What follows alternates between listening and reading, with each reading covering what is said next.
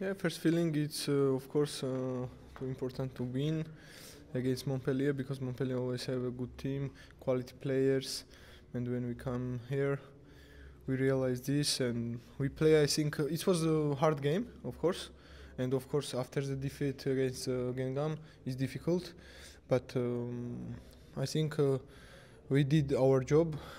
We score first minute. I score first minute this goal, and it helped teams to keep the result, and we keep result. Maybe we have some mistakes, but it's football.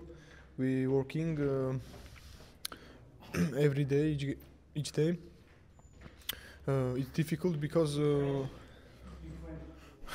arrête. Non, ça ne prie pas, je te demande de parler en français. Ouais. Every day we work because we worked these mistakes and how we can play, how we can defend. We are now new team, new players, and we need time. I think this process going good, and we have a great team.